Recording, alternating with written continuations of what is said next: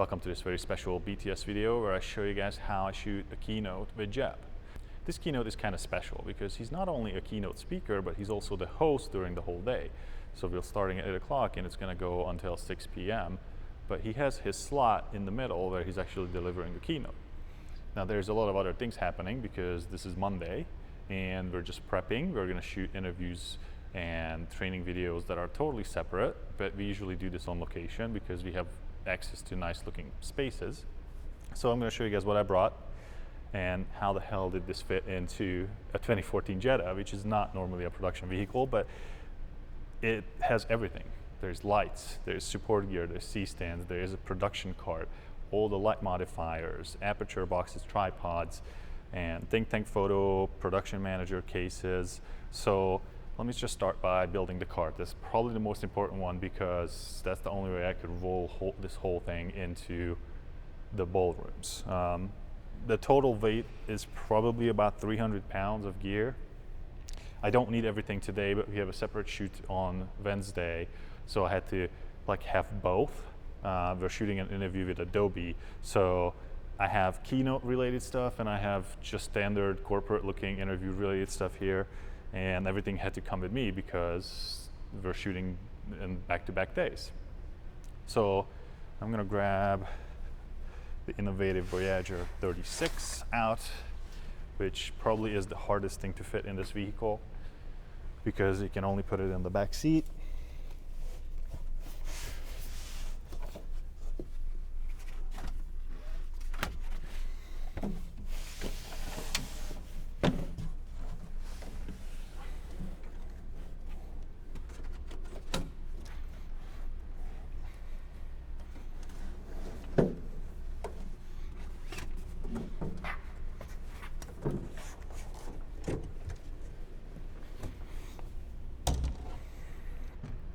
So this is the Inovativ Voyager 36 in its collapsed state.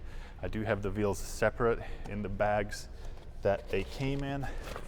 You can actually fit all of this inside of it, but then it becomes really heavy, close to 100 pounds. So loading it is extremely difficult.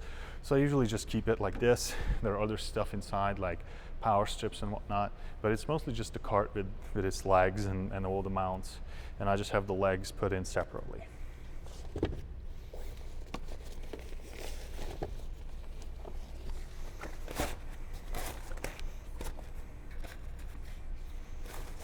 This is a fantastic cart. All the legs are marked with position numbers. So this is position 2, which is also marked here. So you slide it up, you lock it down. It's a really easy to use quick release system. And yes, it does stand up. It does have roller skate wheels, so I could roll it like this. But because I have to take all this gear in, I'm gonna build it now and go inside with it. We have plans to shoot a couple of interviews and videos with the client that are not related to the keynote itself, but usually we try to grab testimonials and whatnot. This is number 4. Quick release levers always face to the inside, and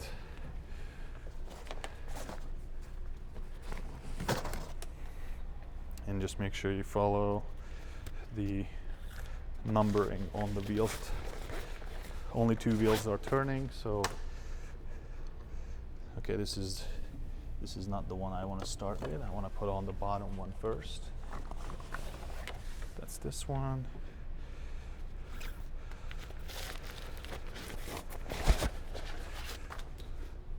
So this is position number 3.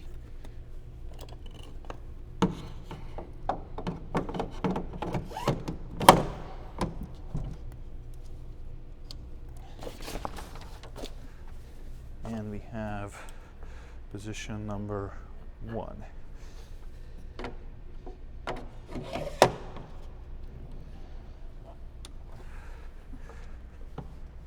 And cart is ready. You undo the quick release on each side. It holds the top lid. It's very simple. You can take off the top, and we have a cart. There's some gaff tape here. And all you do is you open up the legs.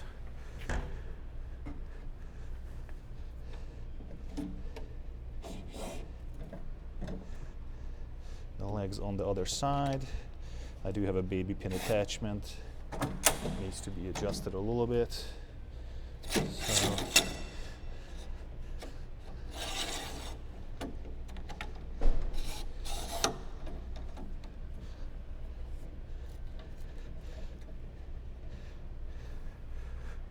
and then you have to align this little triangle mark that tells you which side goes where. And then these are also quick release. So all you do, push it in until it clicks on all these legs. And done. This is how you build the Inovativ Voyager 36 very quickly. For the handles, you just twist, and let you lock it down, and you're good to go. I probably will move this to the other side. And there we go. We don't need these bags now, so I'm just gonna keep these in the car. Next time I'm packing this up is also gonna be right here in the parking lot. So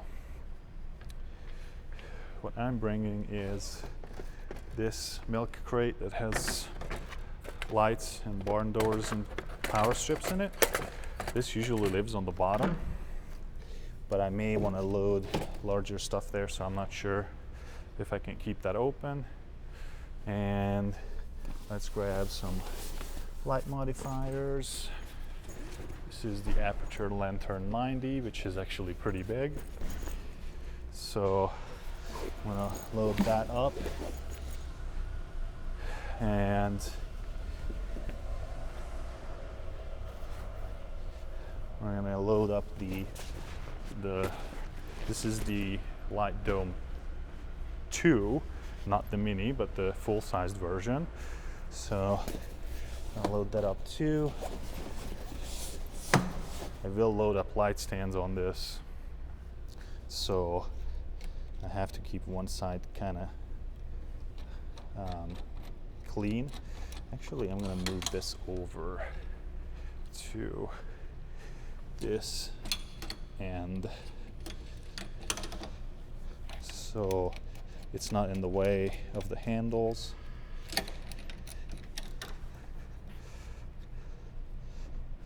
Okay. The wheels are locked, so it's not rolling anywhere. You can unlock them right here with these little orange flaps, and now you're good to go. If you want to stop, you stop. I'll probably have to have my bag on it. This is the case for the tripod that I'm currently using, so I'm not even going to use this. This one can stay in the car. The other stuff that needs to be removed are cameras and gimbal. Those I actually have built, and I'm bringing it like this because I don't want to waste too much time. So this tilt-a-rig just has legs. You open, you put it on the cart, and you're good to go. I'll probably have it this way. And then I have my second camera. That is my handheld rig with a 2470 and a Shinobi 5. This also has the audio top handle, so I can get audio from the environment, but it also has timecode, so the Tentacle Sync system works with it perfectly. And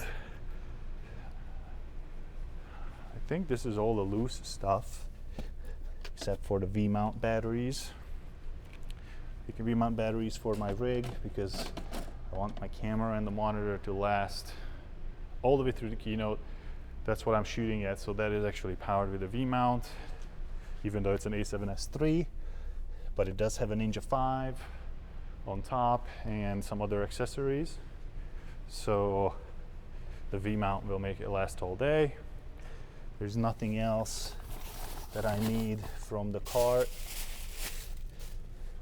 I do have some batteries that Jeb asked for, so I'm grabbing those. I do have some sandbags that is needed because of light stands.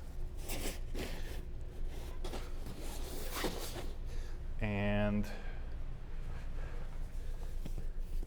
I'm not super worried about getting my clothes or anything. That is not necessary at all. But what I do need is the Production Manager 50. So this is actually why this is a two-person job, because you have to park this on the side and somebody will have to roll this for you. It's just too heavy. I can add clamps to the cart right here.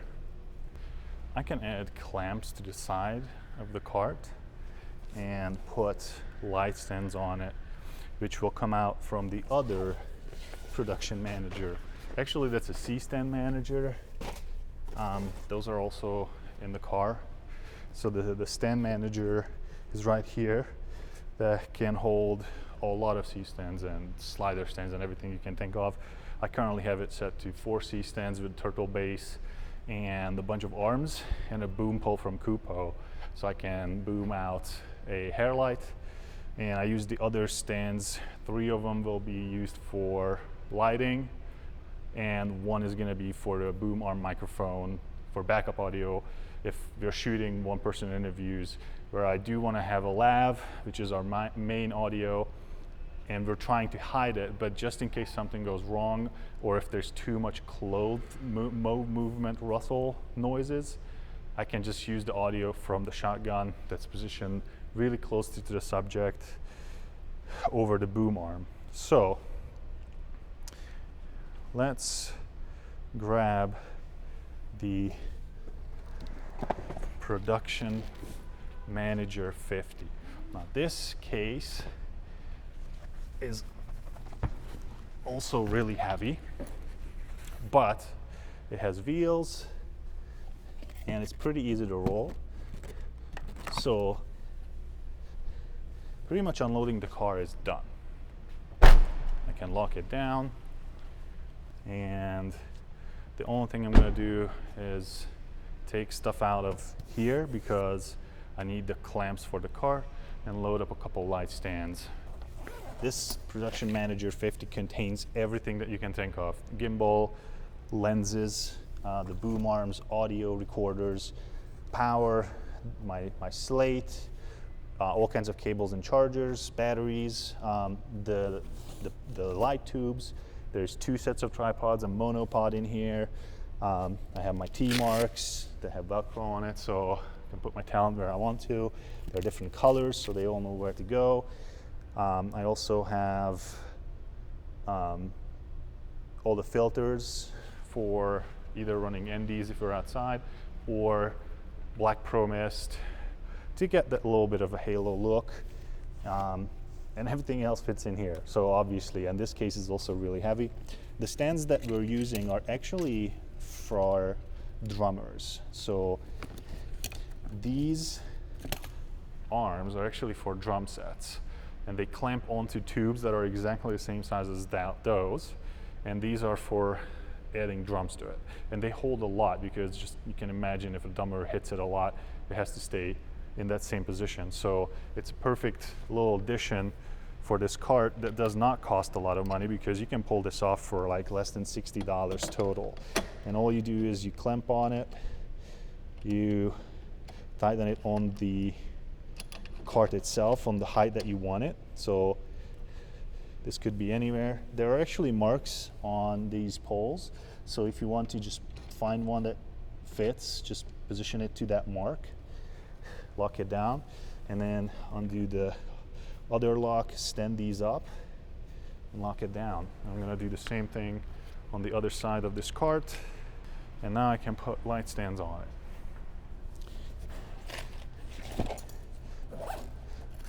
This can be locked back up, and obviously let's not forget about this camera with the tripod, so that's also going to be loaded. Camera goes on top, tripods goes on the bottom here. I can lay it down just on this light modifier case, and the stands that I'm going to put here are going to act as a holder. So this is ready to go. A 20-inch C stand. I prefer these in some situations, not the 40s. They take up less space and lighter. And these are all turtle-based stands. And the way you can use them is you can actually feed the legs through this metal part and then rest it. And this actually fits really well. Now, the longer one, on the other hand, is a little bit different story, but it still works.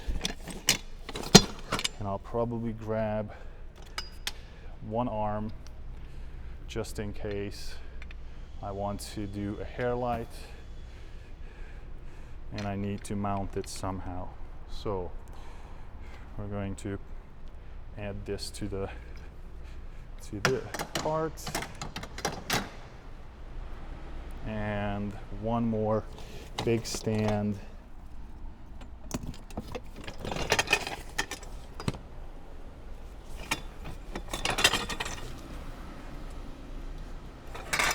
I forgot to lock these down, so it's a little bit hard to get them out, but it's fine. Okay, let's add the base. And the base is attached. I definitely want to lock that down. And then what I'm doing is hanging it over the others. It's going to be stable. And that's it. All right, this is the ballroom. This is the Windsor Ballroom. We finally made it. I got help from the hotel. They were nice enough to roll my cart. I know it's hard to see, but it's really, really dark in here. But that's the car and the production manager. I'm going to roll that to the back.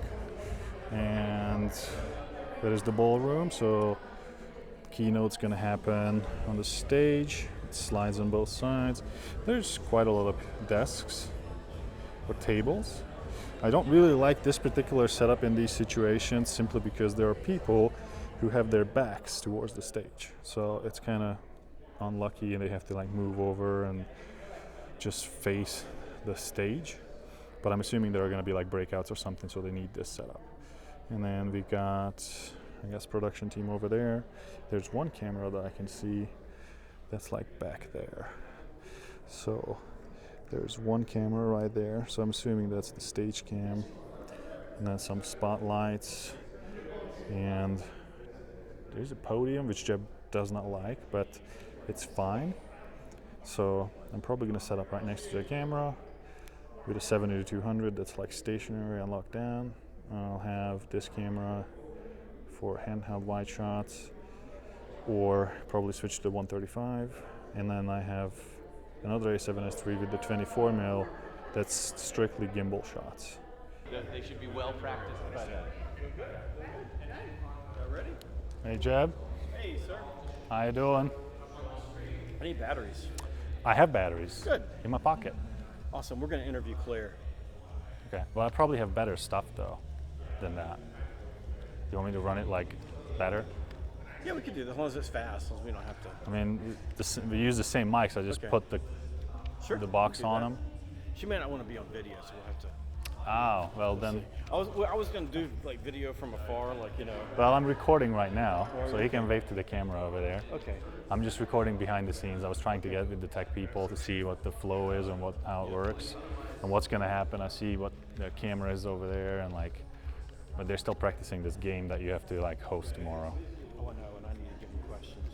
Oh, there we go. So, yeah, I'm not sure. I don't think there's questions yet. They just tested the QR code to make sure it works from the back of the room and stuff like that.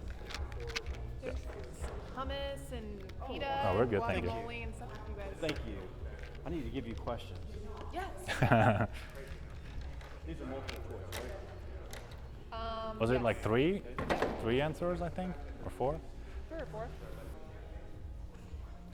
Just added 2 Tentacle Sync Track E's to the system, so in case I need to use it, I'm ready to go. Welcome back to another episode of the Sales Gravy Podcast. And then the next slide's going to be practice questions. Practicing on stage. They do look pink, but it's So you because we wanna run got the some videos, or you pink gonna- lights behind us. And I can tell that the white balance over there on the screen is really good. That's what it's supposed to be, but people are pink because you have pink lights coming from the spotlight to the stage. So essentially, everybody's gonna be pink throughout the whole recording, which probably is not that big of a deal, but I hope they have white lights for the actual keynote and not keep it all pink.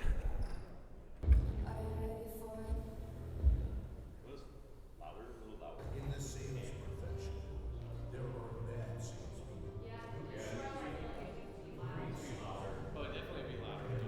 There are the superstars, the ultra high performers, the top 1%. The original video that's playing was done by me. Most of the shots are also mine, and it's been updated every year since I made it to match the current year and how many books he wrote, because it just keeps going up. Yeah, I'm in that car with him. I shot all of these. This one too. Green screen in the studio. India. Book signing also outbound. All the other trainers and studios. And all of our clients that we work with. The most downloaded sales podcaster in iTunes history, and is called one of the top sales gurus of the 21st century by the Financial Times, Inc. Magazine, Selling Power, and Forbes. And when it's time to go home, he always makes one more call. Ladies and gentlemen, please welcome the hardest working man in sales, Mr. Jeff.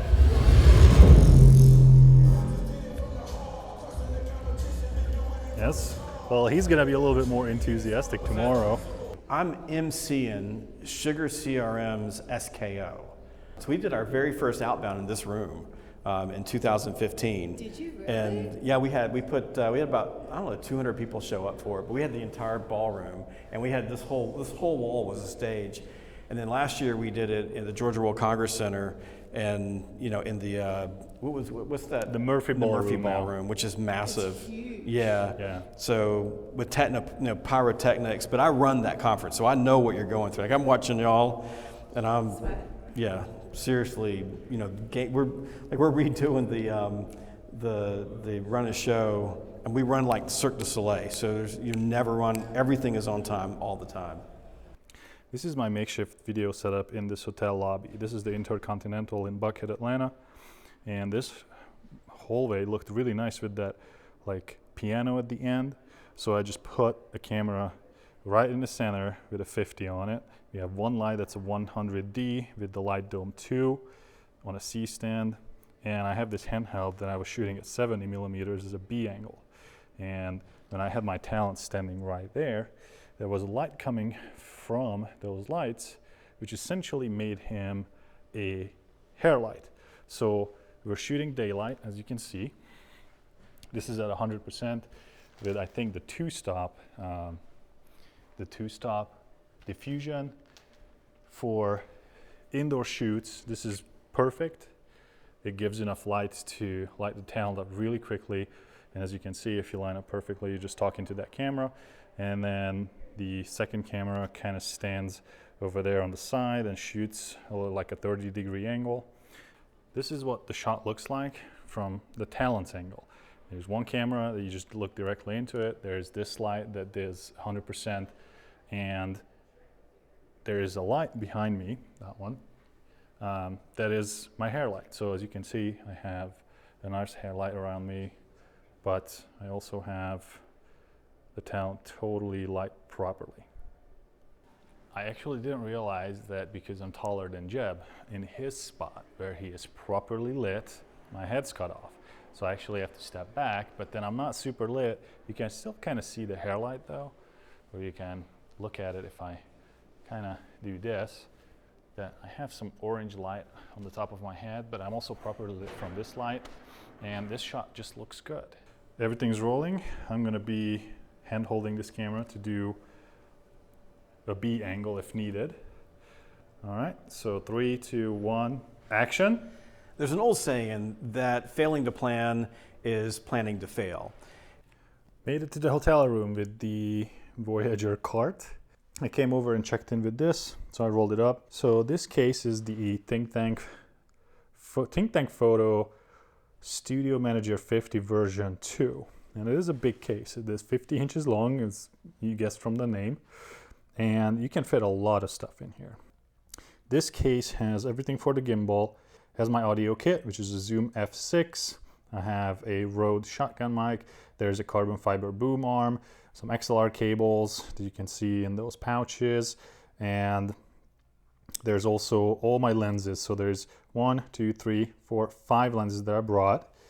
And that is the 70-200. I have the 24mm. I have the 24-70, 135 GM, and the 50 GM. This is pretty much my lens choice for all events I do. And this compartment has 2 identical band-roll tripods with zero-E heads that are exactly the same heads as my Flowtech, which is my main tripod. And there's also a monopod with the exact same zero-E head, so I can just use the same plates and the same setup on every single thing I use. This compartment currently has the carbon fiber microphone boom pole and a 2-pack Nanlite RGB W tubes. Those are mostly used for a hair light and to do like accent colors on the wall if I shoot an interview and I want something, something behind the talent. There's all kinds of other nicks and stuff everywhere. There's lenses, screws, mounting hardware. There's a remote to shoot in that one. There's all kinds of SD cards. That's a charging hub.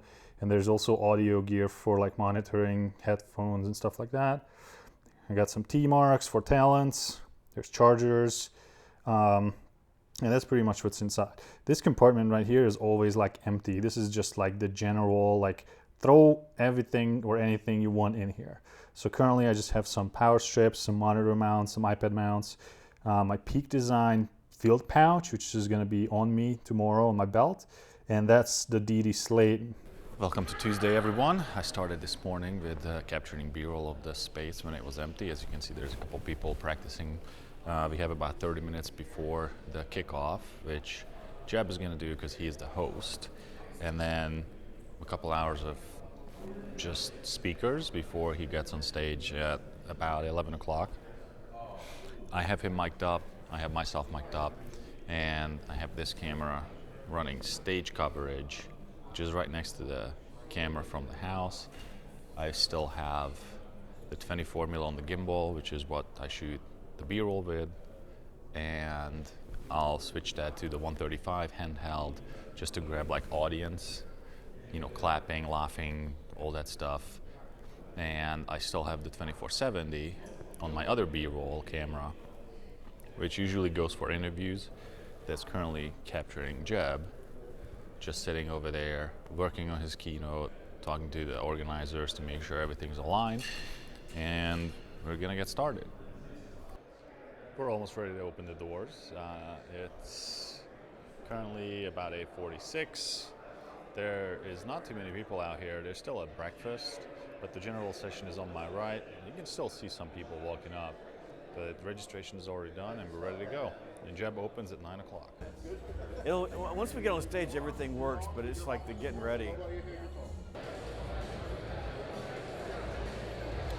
Okay, as you guys can see, the room is full and Jeb is getting ready to host an event, which is very strange because he's also the keynote speaker. But I do have a magic wand. There's one magic wand. We're going to do this together. Okay, sounds like you're ready for us. We're going to get ready for Craig. We're going to get him fired up. We're going to try something. When I say pipe, you say life. Can we try that? Pipe, Okay, we're going to try this again. The Europeans just lift it up just a little bit. Pipe. Pipe. The pipe is. The pipe is.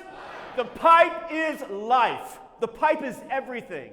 And it doesn't make a difference what your role is, whether you're supporting sales, whether you're doing sales, whether you're supporting customers, whether you're building product, land, expand, retain. The pipe is life. The pipe is everything.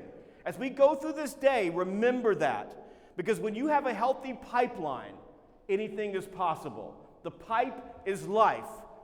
When I reflect back on that time, one of the stories that came out of the early days of the pandemic is one of my very favorite. And it's about a young man named Cleon Papadimitriou, and I think I said his name right. He's from Greece.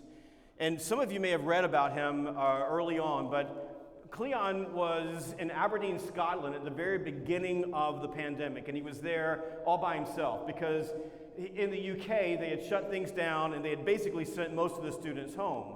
Because he was an exchange student for Greece, he was there all by himself. And he was desperately homesick. All he wanted to do was get home to his family.